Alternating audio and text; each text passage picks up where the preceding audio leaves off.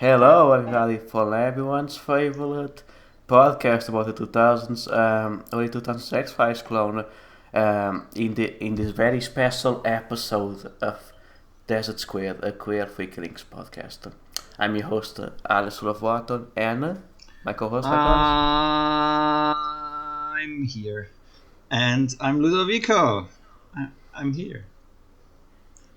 Hello.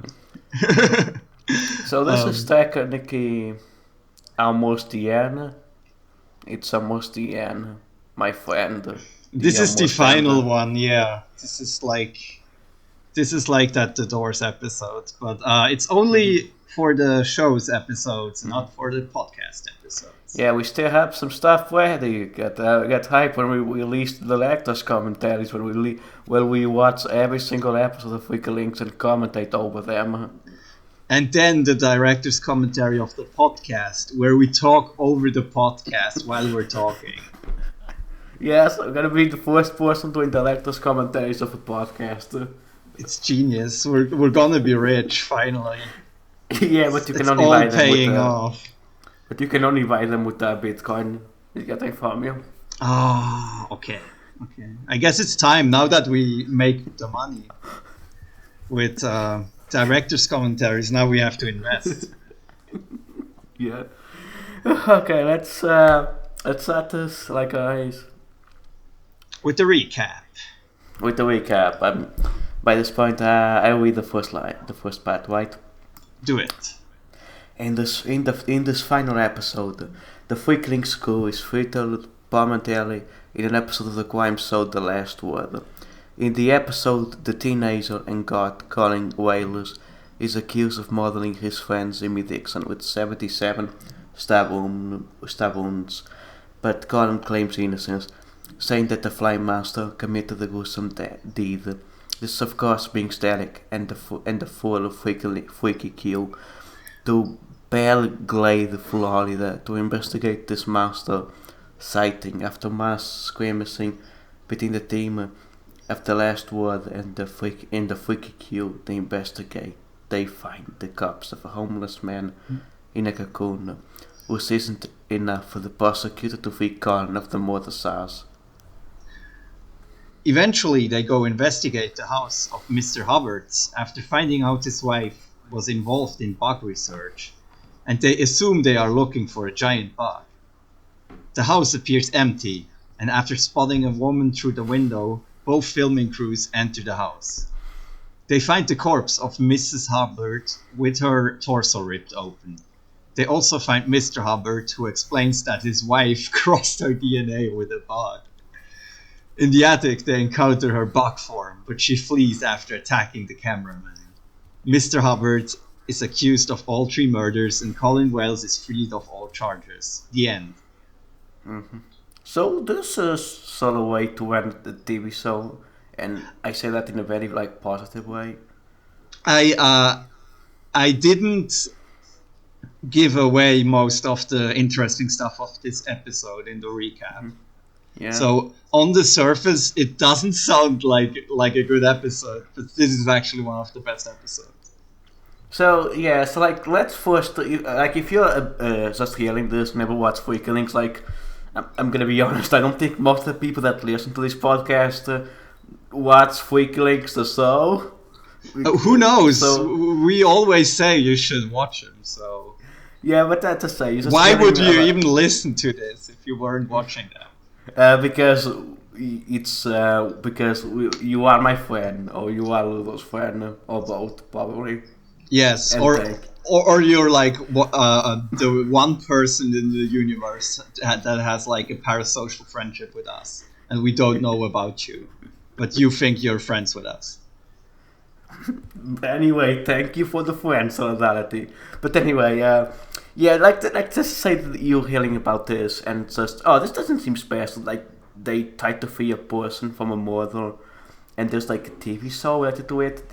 Like Freaklings kind of has done that before, kinda, and it's like a trope in like a lot of cop detective shows and even mystery investigation shows. So, what is the special part of this? The special part is, well, do you want to say it or do I say it, Ludo? I want to I mean, go. just do it. Yeah. Drop the bomb. So the special part of this is all of this is framed like an episode of like America's Most Wanted, like Dateline, all of those like shows about here's a crime and here's the murderer and da da da da da da. Like to make it like more simple, it's basically like a parody of like true crime stuff at this point, and like news reports and media sensationalism. It's all seen through the lens of this TV show, and this TV show is just like hyper against the freak Q and Colin, and there's points in the show. Well, the it's very much clear that they exaggerate a lot of Colin's image to make him look like the murderer. It's an amazing piece of satire, to be honest. Yes, like to compare it with the cop episode, like there was some mild criticism of like policing in there in the cop episode. In this one, it just goes for the throat of America's Most Wanted. Like it's stabbing America's Most Wanted 77 times, as the I guess show did with the character. I guess this is specific, like because this is more like on the side of like stuff that's more news reporty and that does not have like reenactments, but many times like it's just a parody, well wholehearted of like or of basically every single like American crime thing that's meant to be kind of news, Yeah, and it's it's actually hilarious. it's like extending to American media in itself, because like at the end they even say that there's a morning show called The First Word. So what they're basically implying is that these problems, the bias the bias that the media like gives to the public in how they portray stuff, like in the way they like frame certain things, this extends to like all media, or a large part of American media. That's what they're saying. Like Yeah, basically, they're dunking on Fox News basically as much as they're dunking on America's Most Wanted, or they're just dunking on that concept, that form of media in general. yeah, and it's done very geniusly, honestly, because it's like it's like it's very it's form of humor is like very played like very straight, honestly. Like they go into lands of like the interview so-called experts, and the joke is like these people are serious. They're not saying anything silly. It's just the silliness just comes from the absurdness of like, oh, these people are saying that obviously, and then oh no, it's just a weird milestone.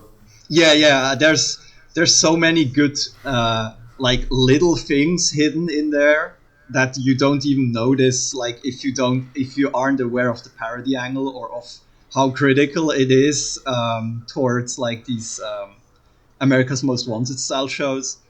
Because like at the start they say they know the murder weapon was this, right? And they show the murder weapon. And then at the end of the episode, we find out the murder weapon wasn't even found. It wasn't even recovered.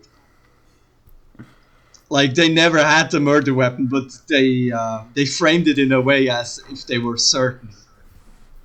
Like there's all I, these. It's very cleverly written and also very funny. yeah, it's like so like I think I would say is like I think if you know me online, if you know me online at any point, I think Will knows this. I'm very skeptic about satire at this point. It's not like you can do. It's not like you can do. You cannot do good satire, but satire is often just used as an excuse to say the status quo, but saying that you're being critical of it. In specific, it's always made in this. I'll say it very like bland, cowardly way. This is like Yeah, honestly, I'll say this. This is like one of the worst satires that's like actually goes for the throat. It doesn't. It does not actually. It takes all of the gloves. It takes off everything. Just hits the punch really excellently.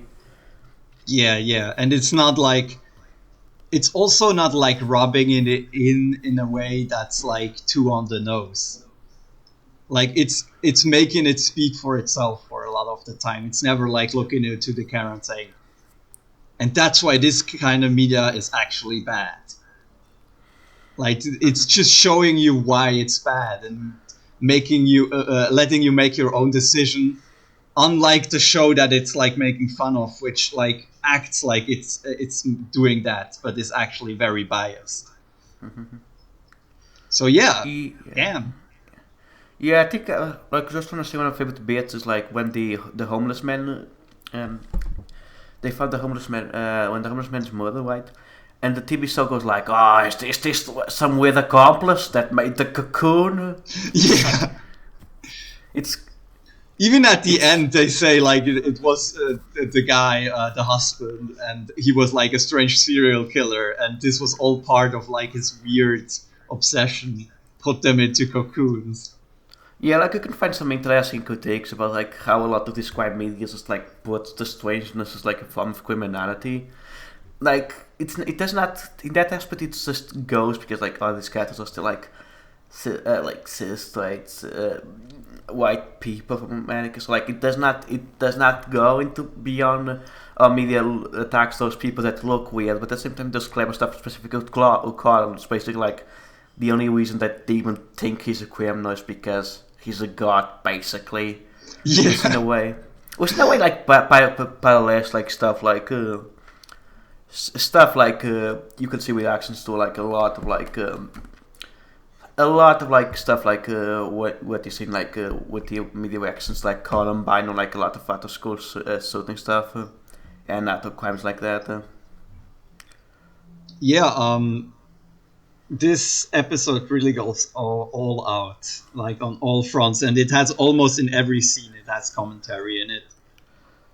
So it's really well structured and written, and like everybody Yeah. gets screen time last time. It's not like we're going out like without one of the characters. Like the full cast is involved in this one.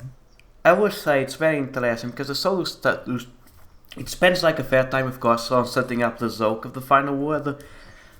And the Freaking School, I guess, alive only starts really arriving as characters probably like half into the episode, I think, or so.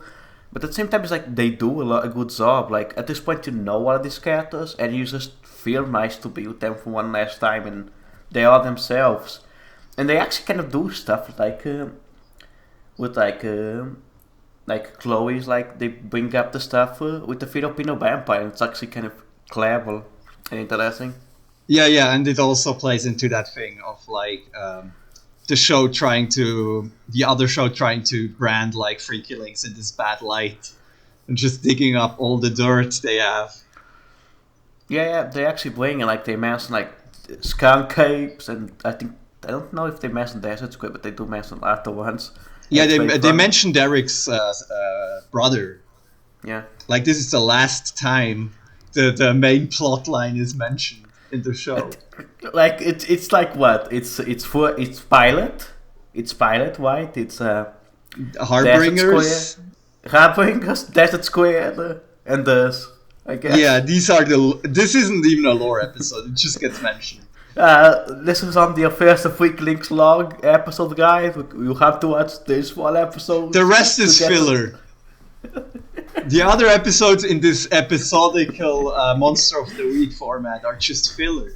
Yeah, You're yeah. not here for that. You're here for the story that never gets resolved. That's the true like goal of watching this. Yeah.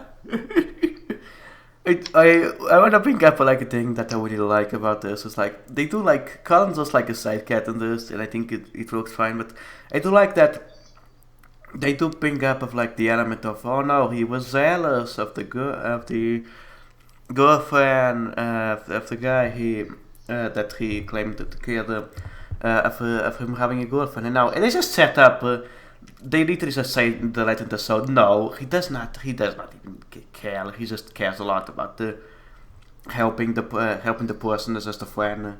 Yeah, Like, it was a red herring, and the show just acted again like it was truth because it's like America's Most Wanted parody. No, but the thing I like for Ella is honestly, even in this type of plots, because this happens a lot in media. There's like stories about oh, this person gets accused falsely of more than the detective, supernatural investigator, etc., whatever episodic crime solver is there. Solves knows that person is innocent.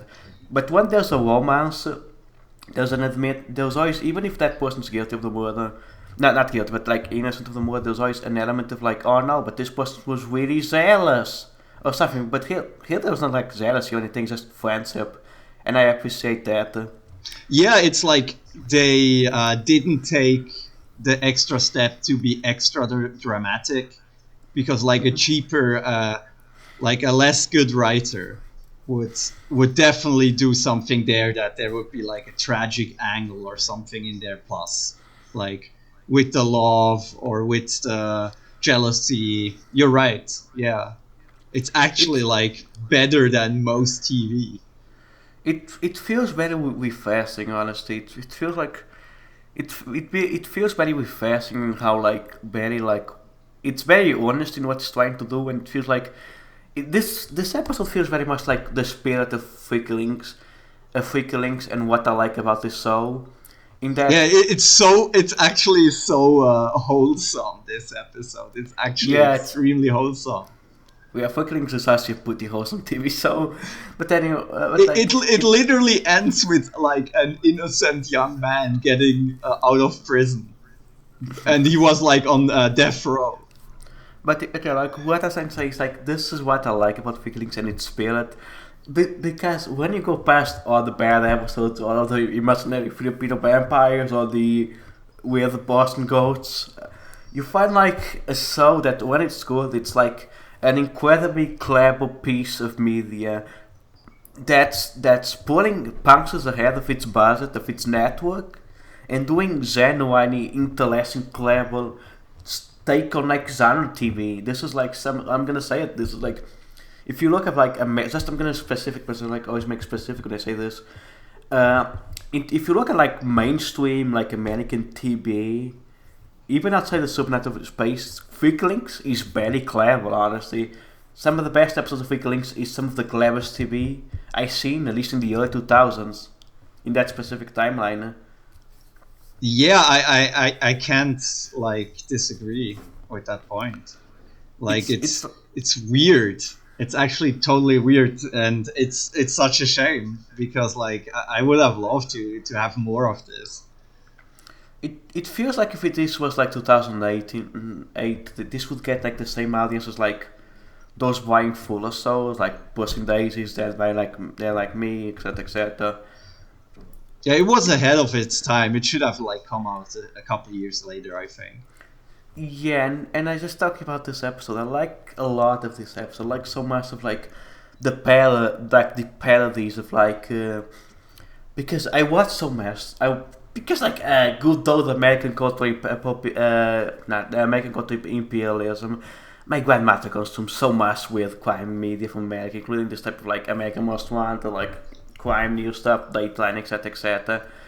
And you can like, and I know these things. I've watched a million of these shows. Of course, those the medical expert, they say the things. They bring up somebody from Hollywood saying how the master is fake. Was Yeah, yeah, Derek. yeah. Derek has a very funny like reaction to that moment. That's very good. Yeah, and they even like on a meta level, they even like show some very good special effects in this episode, and it's almost like they're dunking with their last part of budget on like other shows that like even like even like the show it's based on X-Files. Like Mm, some of their monsters of the week didn't look so fresh, yeah. and like this monster actually looks pretty good this episode. Yeah, I'll say this. I like the horror of this because it starts. It's just this parody episode up to where just parodying and parodying, but because of that, because of how much you enjoy, because of how it's setting up everything, it sets up the monster stuff really well. Yeah, Because it kind of expects you to, because it's the final episode of the show. It's not like the show's not this show's not the dark assy thing. It's not gonna end with Derek losing in the last case, and it's not actually a monster. So it sets up the expectations of the monster later on. Later on, sets up the creepy stuff. But actually using it as clever part of the satire, because this very fucked up weird stuff is happening, and the last word Q just doesn't believe in it and tries to find like a solution to it. yeah. Like a And that This is basically a grim vision of like what's gonna happen with Fox News during Corona. Like, oh, there's signs of this freaky thing happening. Let's pretend like it's not that bad. It's the really like, fucked up. but yeah, like, and the final setup of the monster is great because it goes to that punchline as of where they don't say it's actually a monster, even though it's obviously one. Yeah. They until the end they are like monster denialism. Like, not no, the monster never exists. The pole You caps know, are melting, but the monster doesn't exist. Ludo, you and I are gonna get these references, but you know what this reminds me now talking about it? That Mountaineers Hotel. Okay. Like it kind like you know how the ending and like how the detective guy just says, "Oh, these totally real aliens are fake because I believe in rationality." Yeah. They're fake until the end.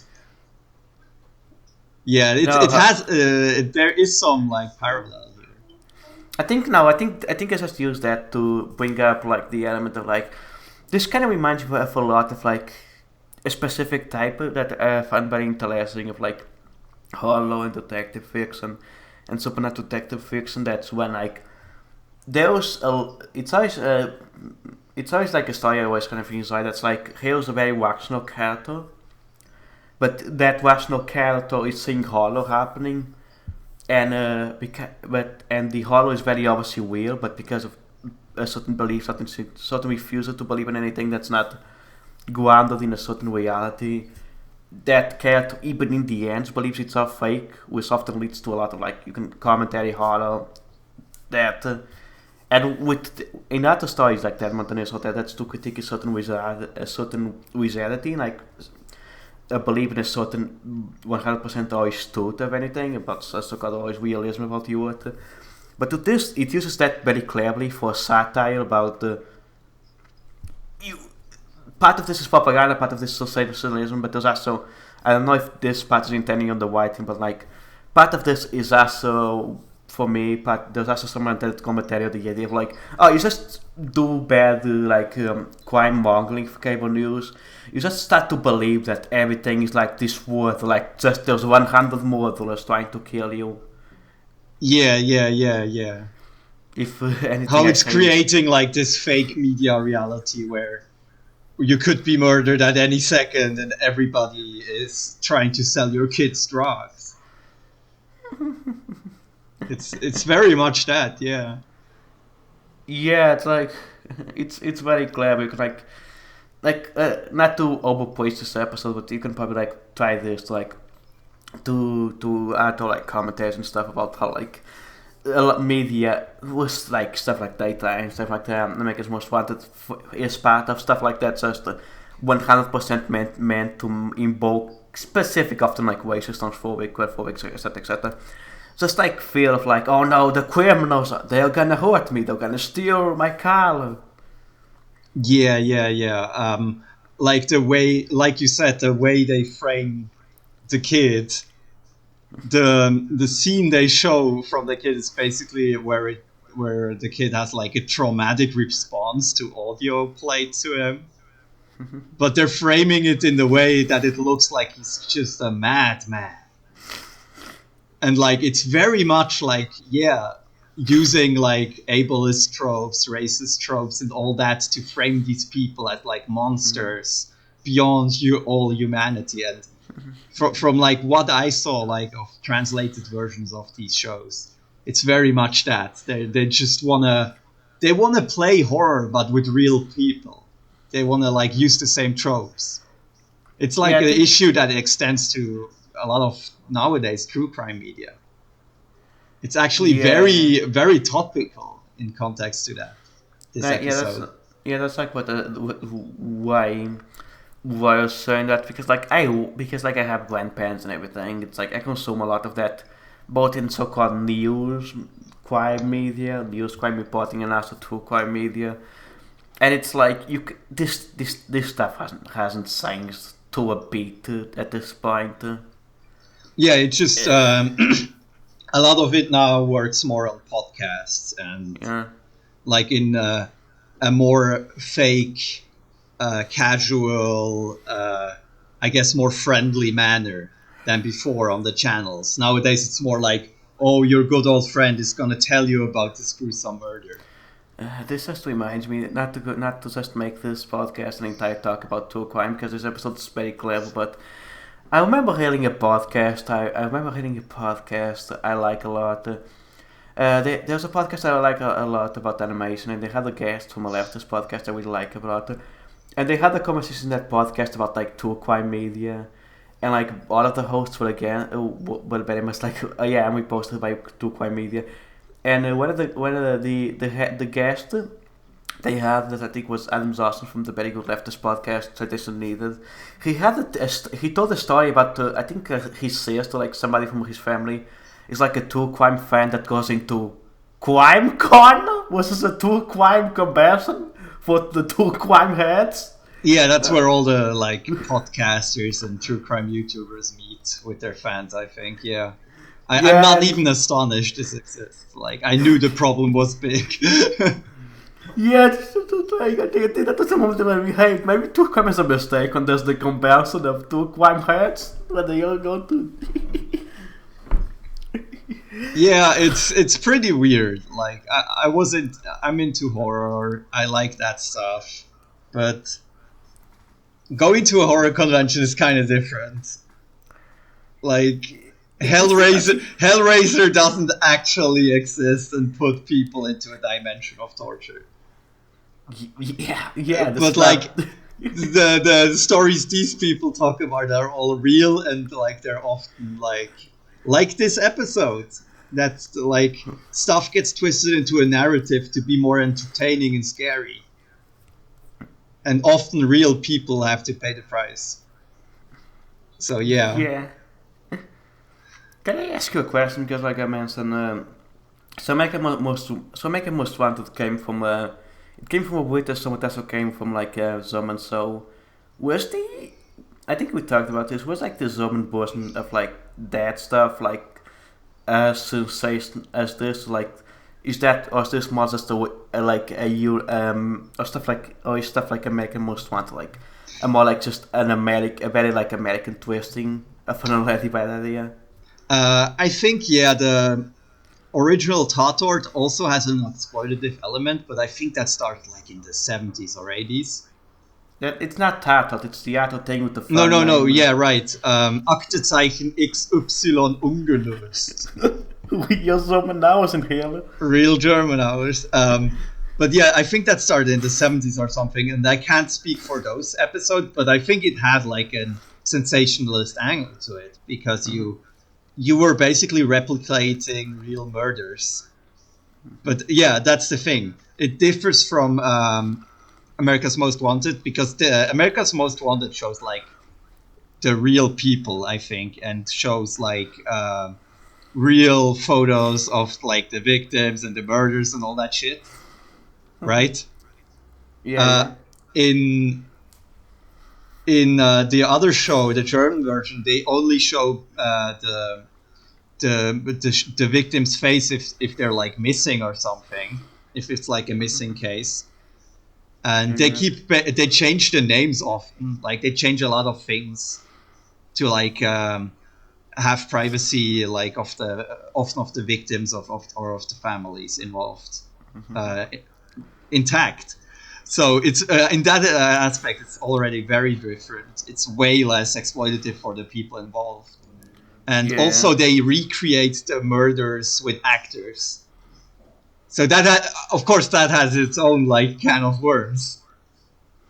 Like, you're recreating a real murder for entertainment, and also, but that's like the twist here is often they only show him for like stuff that isn't solved.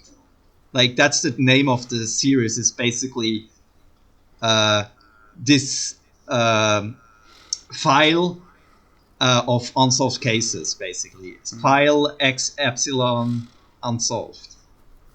So they show unsolved cases, and then they ask the public to like if they have any information on these cases, if they saw anything or if they know anybody.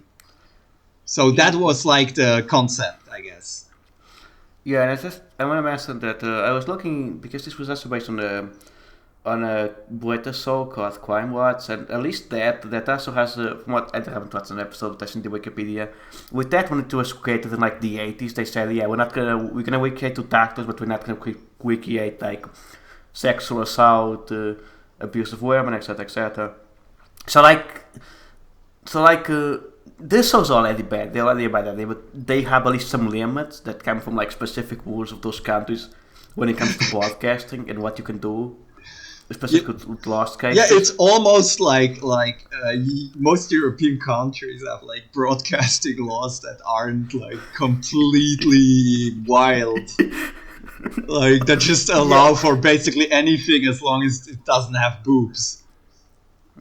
Yeah, like I think I might be wrong. I think America's Most Wanted was 80s. Either way, you could see like America's Most Wanted and stuff like that. A lot of it came like this is in all of the world, specifically all of the Western world, but specifically within American context, as like was like broadcasting laws, like we're starting to getting more deregulated in America. You started seeing an appearance as like the 80s, 90s. You started seeing a appearance, of course, of like anti-crime, often racist, transphobic, ableist, etc., etc. Like with rhetoric from right-wing politicians and also like some centrists in America, and you can see that conversation along a lot of that war on crime stuff, a lot of that stuff going to like stuff like Americans Most Wanted. Yeah, it definitely like fueled that fire, like this media landscape of. I think the news channels also played into it very heavily. Like they reported so much about like the war on drugs and all that stuff, the gang Yeah, a lot. wars. It's why I mentioned this because this specific also takes from Dateline, which is a more so-called investigative program, but that's where the Two Cats a Parrot first came from. Okay. Yeah, which has more like a newsy like stuff like that. The final word in the show has like more like elements of like news than the week than the elements of like To Catch a Criminal. But at the same time, it's like all of this is like the same, and you can see all of the connections to this, like we mentioned at the beginning. This kind of just mocks everything, and it's very clever about it, and I like it a lot. Yeah. It basically extends that criticism to most kind of that media, be it news or like investigative journalism, all that stuff. Yeah, and like so, like I guess let's go to some more elements. What's so since we talked about it, what's your overall thoughts about just how everybody in the Freaking School was in this episode? Since surprisingly, this is a very good, basically a very good show for everyone in the cast. Yeah, I mean, of course, Lana could have had more time. We all know it. She doesn't have a lot of dialogue in this episode, but I think the other ones all had their moments.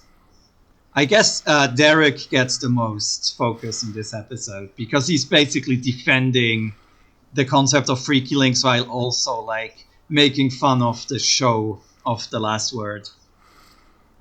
So he gets a lot of time, of course. Also, that's something I noticed while watching this. He's the only person in the Freaky Links crew without a degree. Yeah. But he's also the leader and the boss. Well, that makes sense in terms of like this type of slacker media, because a lot of this type of slacker media has like somebody without a degree, without any kind of like qualifications as the leader of a group, as like the so-called like smart person. Yeah. It definitely plays into those tropes. It's like a pretty old like trope in terms of I guess grafter fiction, where you have like the grafter leader. Like once you think about it, Derek is just Eddie from Ed, Ed and Eddie. I think it's also like because his brother basically was the specialist, and he basically just took over from his brother, who was actually qualified. I guess they explain it away that way, why he's even there. like why anybody would work with him. Yeah. I will like they do with all of this with the freaking school, but I will like what they do Derek with this. With like Derek is basically just the leader of this group of people that are seen as like seen as like, oh, these people are not serious by this like network and like the final word and everything. And he's like, no, I'm gonna prove you that monsters are real. And it's just a very fun dynamic and very good to the episode steaming and jokes and everything.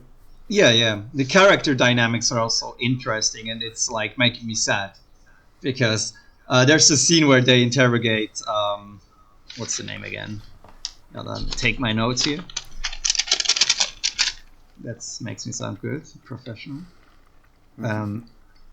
Colin. So when they interrogate Colin and they show the audio, Derek wants it to keep playing because he's just too morbidly curious. And then like how is she called? I forgot the name. Chloe has to like step in and stop the audio because he basically has this curiosity that stops his empathy for a while because he's just like so fascinated by like monsters and supernatural stuff. Yeah, I guess this is like the most we ever see. Like this, so this has been set up over the show. You can see it in like Filipino Vampire and the episode The Dinosaur with like in the Mole People episode, the idea of freaklings against authority. But this is like the most explicit it gets with that as a central idea. Yeah, it would be interesting like to see if that would like as a character flaw, if that would have like become more of an issue later, maybe. I'm gonna talk about that in the next episode because I think we're gonna talk about like what we would imagine like a cool second season would have been. Yeah, we're gonna talk about that later. The second episode's gonna be our probably longest thing, but okay, we talked a bit about Derek. I mentioned Chloe, but before we go to Chloe again, Jason. How do you think about Jason this episode? I mean, he also doesn't get that much to do. Like, I don't remember a lot of his lines, and I just watched this. Yeah, I think he's more just in sidekick mode still. In this episode, yeah, he doesn't get a lot to do, despite he only gets to state that he has a degree, or they get to state it in the voiceover. I guess you can see that as a throwback to the Loyal episode, maybe. Yeah, they just establish everybody's speciality. I don't know why, but I guess it's like a roundabout. It's also like everybody gets to state why they're in Freaky Links in this episode. Like they use the framing device of the show very well to like show us again who these characters are and to remind us. And I don't know. I really would like to know if they knew at the point of writing that this would be like over. Mm-hmm. This feels like it's an episode that's all seen to the lens of a crime investigation TV show that's looks like one of those shows. Like, and I don't know, this episode could have been in production because this show was cancelled 2 times. So it could be in production before it was cancelled for the final time. But it makes me think, was this like just an idea they had in the idea can, like was this like a screw you to Fox? I don't know. Yeah, it's really hard to tell. Like their motivations aren't clear in some of the stuff they do because like did they think they could get away with this? Well, they got away with it because no one cares about Freaky Links. Yeah, sure, but like if it was popular enough, like would they have taken the same risk? Yeah, that's a good idea. Yeah, that's the question we're not gonna find out, I guess. No, we're gonna have our special thing where we interview everyone that's still alive from Freaky Links. Let's go. Let's interview everyone. We're gonna stalk the crew from Freaky Links. We're gonna stalk them. We need a Patreon so we can like, or no. We need a GoFundMe and we need like 10 or 20,000 so we can We have, really get some equipment and start stalking these people. listen, if you want me and Ludo to cover the second Blair Witch movie and do an interview person to person with its director, we're gonna do it if you give us €100. Alice, that's not how a scam works. You wanna like get at least 20K.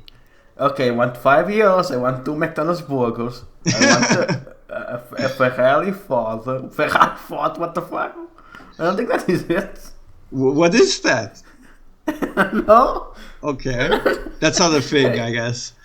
You know. Anyway. Okay, but yeah. Yeah, Sessions mind this side cattle thing for this. So, not a lot to say, it's kind of sadly.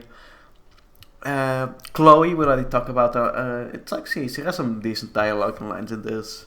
Yeah, she like gets second spot in like amount of time she gets to like have dialogue and speak with people and all that stuff. Which I guess makes sense because she's technically meant to be like the Scully to like the mother in everyone in the cast. Yeah, she has to play the straight man. Like in the cast of cartoons, she's like the most grounded character. Mm-hmm. We also have a side character that gets a name in this.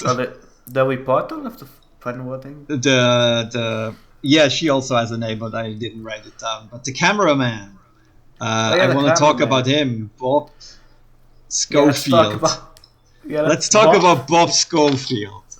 Yeah, let's talk about Bob the Builder. Let's go. Yeah. So it's actually interesting because they established that he was basically in the war journalist in Bosnia, in like a sideline, and this was like not too long after that happened. So that's pretty intense that they just dropped that in there. And I wonder if that was because like people stopped talking about it very fast about like the massacres in the war. So I wonder if this is like just like the writer going on another tangent, just showing us that the media is trying to distract us from like other problems. I think this is. I watched a lot of like this is a thing that comes through in a lot of like journalism media, but there's a fair amount of like journalism media with like journalists or like camera people, where there is often a running joke of like, oh, this now journalist or camera person that's like in a lower position used to work on like a wall. That's kind of Yeah. weird calling better. Yeah, I guess that's even like pretty authentic. That's not even that far fetched. Yeah, like that. Journalism, particularly from what I understand, TV1 can like be a position where like, okay, you can have like a very high running job for a moment and then you have to do the lowest paying job for another thing. Yeah. There's a lot of different kinds of journalism and like jobs you can get. Yeah, but on good old Bob Schofield, from the very few moments we get with the cat, it kind of reminds me of a lot of like, because you of course see like found footage and like stuff that's meant to be realistic, like realistic horror with the camera person, and there's always like the idea, there's always stuff of like the wisecracking camera person, or like the one that makes the comments, etc., and that feels like he feels very much like in that trope. Yeah, and like what I found interesting is that he and Derek both apparently have like a adrenaline junkie thing when they film stuff that's dangerous. Yeah. And that's interesting that they like basically state that but because that is an element of like why some journalists go for this weird shit. That they like enjoy the kick they can get out of it. Yeah, I guess not to read it too deeply, but it's like it does make a lot of connection between the freaking skew and like the people in the final world are not that different. Yeah, they're drawing parallels, and like that's the funniest part of the entire episode is where she explains that maybe the Free Killings crew is trying to show stuff in a very specific light to like tell lies to their spectators or something like that, and then she looks just to the camera, and no, that's this show though. Like it's so funnily written, like the way they're like completely oblivious of their own badness while they accuse freaky links. Yeah, it's kind of part of the element of kind of like you have this like likable like what it's part of the thing of the show. You have like this likable team squad queue of like rogues that very much like do bad things or fucked up, but are not different than most of the people at the establishment and like have charisma and actually do good things. Yeah, they're actually slightly better than the status quo because like they often help people, so that's an upside.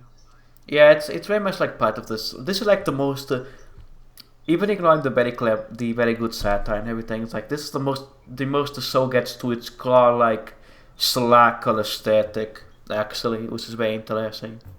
Yeah, it's not like when in the Filipino vampire episode when like Derek is doing 6 skateboard tricks. Yeah, but like I think like I guess we can talk about this because we talk about so much. How do you? I'm gonna ask you a question. How you have watched a lot of TV, right? Or like Yes. some TV. You have watched a lot of shows with endings or non-endings. Is this a good ending of a TV show to you? I mean, it's not the worst. Yeah. Like, it doesn't feel like a finished story or like the show like had a narrative end or anything. Mm-hmm. It's not like we get closure for anything. So that's not the greatest thing, but like when it comes to last episodes, there's definitely worse ones. Mm-hmm. Yeah. I guess like we go like, is this a good way to end a TV show? And I'm gonna go, yeah. Honestly, yes, I'll say this. I think this might become one of my favorite endings in terms of media because like it resolves nothing, but at the same time it's like I was watching like I was watching once like a couple days ago a YouTube video about like an anime version of like an old like famous mangaka's like work, and the video was talking about how that mangaka did not like all that mangas and works never had an ending, but they had thematic endings. They had endings that ended the themes of the show. And Mm-hmm. this do not this technically does not end the themes of Freaklings because Freaklings doesn't have like core themes or ideas. It's presenting overall, but at the same time, this feels like an ending to Freaklings as a thing. Well, like I don't know how to explain. It's just like this feels a very Freaklings way to end the thing. If that makes any sense. Yeah, it ends both on like a high note for the characters. Like we get the resolution at the end, and like everybody's basically happy. And then it gets to end on like a very satirical end with the whole show. And like the last line of the entire show is Derek asking if he looks fat on TV. Yeah. But that's so good. That's a last. That's like a last fuck you to TV. Mm-hmm. Because then he smiles and just looks into the camera, and the episode ends. Yeah, I think that's what very interesting to me because like I watch a lot of obscure media. I watch a lot of stuff that never got any ending because it got cancelled or got forgotten about. And like I think it's what always interests me stuff like this because shows can just end, but sometimes I appreciate stuff like this that's like not an ending to a story, it's not an ending to anything, but just like it feels like I had a journey, and this journey ended with one final adventure that maybe is not like an official ending, but just has something, has some commentary, has a thing. It just Yeah, makes you remember, yeah, oh, I like this show, I like this cast. This is so a spirit with something, with an aesthetic. yeah. The episode actually gives you some sort of closure in a very weird way. That's true.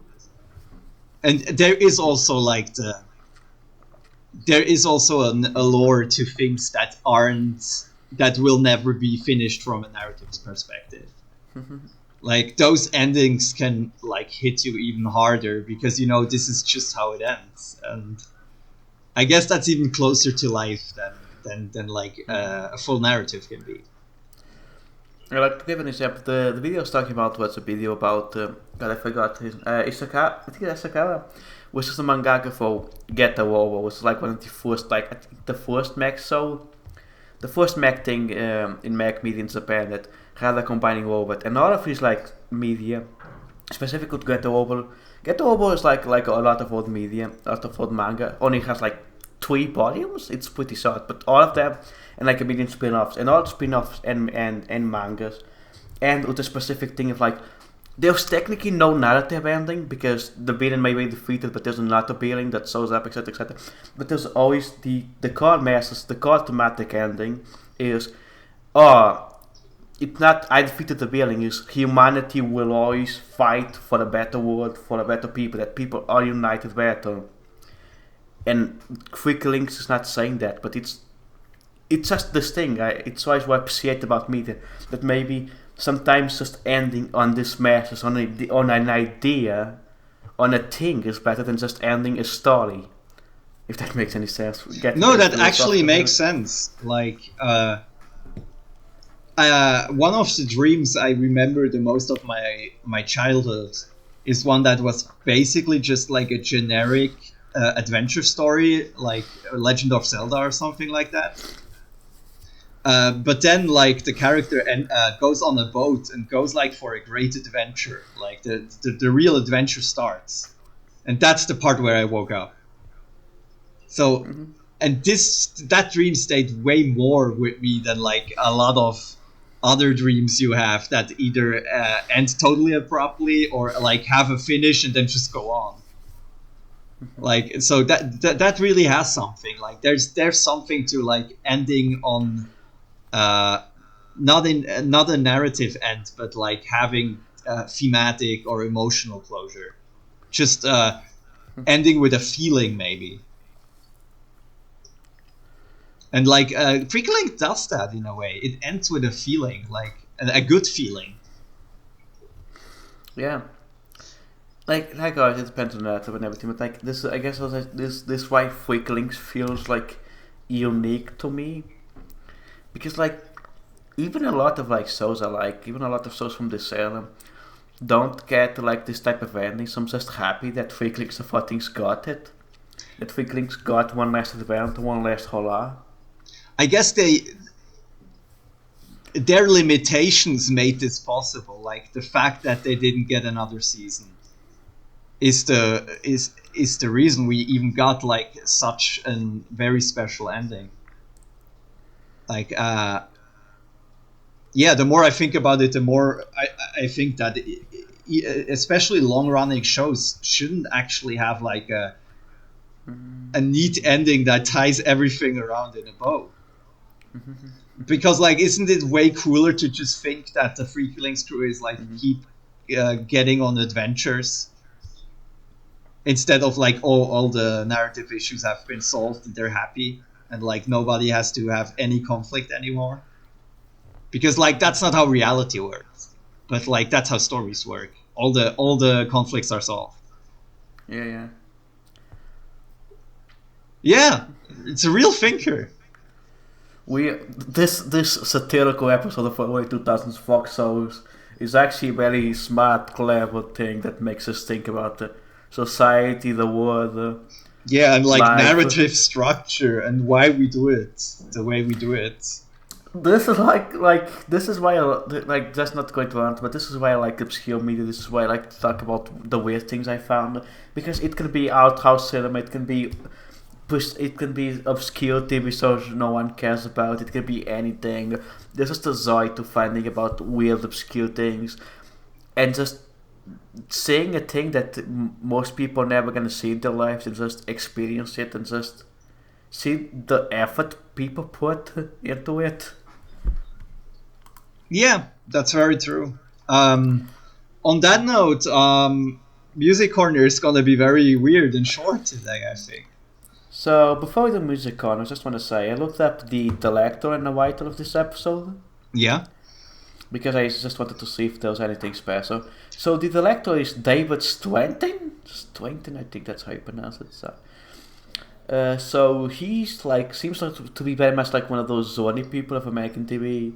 has directed episodes of so many like TV shows. Yeah, we had a Uh, lot of these, right? We had a lot of like yeah. directors who had like a very big TV resume. So just with these apps, there was the 2010, 2019 reboot of Magnum PI that I forgot was a thing. The reboot of MacGyver that ended this year that I also Um, forgot existed. I bet I guess it's on some kind of streaming service that nobody I know, watches. I think it's on Fox or something. I think it may be a Oh, Fox. okay, that's even worse. Yeah. That's for the boomers. Six episodes of Hemlock Global. That's Ludo. Have you ever heard of Hemlock Global? I think, It's yeah. it's genuinely one of the worst best things I've ever seen. It's like a very twassy, soapy, like supernatural soap opera that's horrible, but just it's like possibly like the most like peak twass I ever seen in my life. Honestly, it's like in the peak twass zone. I mean, I feel like tempted. It sounds pretty bad. It's like only 2 seasons. I think it was on Netflix. So Okay. 7 episodes, 16 episodes of House. Oh, nice. MD. Yeah, Doctor House, MD. I'm sure one of these episodes I probably can remember, and it's probably horrible. And a bunch of other stuff. Yeah. Just a bunch of like TV stuff. Here, the writer was Mark. God, I forgot. Actually, no, this person, Mark Benheden. Okay. Um, so I actually know this guy's work because he wrote some comics in the 90s. Oh. A lot of like comics people actually start in comics and go into TV or animation because it pays better than comics. Yeah, of Because course. comics is a nightmare word. Yeah. So he wrote a couple like Superman stories. He wrote like a couple actually some like or some more like Smallville stuff. Apparently, he contributed also to the scripts to The Mask and Time Cop. Okay. Comics. But it's not like he had any other works that are like very similar to this, I guess. Has been a writer for Daredevil, the Netflix Okay. one. Actually wrote. He was the writer and executive producer on Constantine, Okay. the two like 2014-15 like TV show based on the comic Hellblazer that I'm pretty familiar with. I'm glad he had a career, I guess. Yeah, Constantine's actually kind of freaklings like it's a bit like low budget supernatural show. Mm-hmm. I mostly know I got my eyes popping because I watched one of the things this guy was did. No, it did was he was the executive producer to Falling Skies, which was like a Steven Spielberg produced as like a post-apocalypse show with technology ends or something, and it's hilariously bad. It's hilariously bad. It's very funny. But yeah, these people like very much like two TV put to say the two one is better like he was like a TV journeyman and also he's somebody that later worked on somewhat prestige TV show like Battlestar Galactica and Netflix superhero stuff. Yeah, it's weird that we got the kind of product we got from these two people. Yeah. Also, he wrote to another episode of Freaky Links. Which one? The Shadow Vampire. Oh. Huh. Is that why there's a call into the Shadow Vampire? Yeah, because it's the only one that they show visually a reference to, so I guess yes. Is this guy a big Shadow Vampire fan? I have no idea. Like, we'll never know what happened that like these two episodes are so different. I wonder if if there was another directional input, from the Haxon production people. If they tried to push it in a certain direction this episode. This kind of feels like the most Blair Witch episode, to be honest, but yeah. But yeah, so there was no music. Basically, there's no musical corner this time. Yeah, that's a surprise. There was technically. So I've been using a list that we found some forum to see what songs are in the song, because some are missing from the actual thing. But this song list is sung by Soulfly, and I know why. I know why. It's not in the episode, but after the episode, there's a second where we see the music promo. Yeah. And in that music promo, it's Soulfly, but that's. I guess they just had another promotional spots to throw in for Soulfly. Yeah. But there is no licensed music, I think, in this episode. It's all original. Is it sub the fuck up again, or is it not a song? I don't know. It only plays for half a second, and then it cuts to the promotion for America's Most Wanted. And cops! Which I have two theories for. Either somebody noticed how critical this is of America's Most Wanted, so they threw in an ad just at the end, just to spite them. So from what I understand, that there was a slot, Fox had a slot of American Most Wanted and Cops for a long time.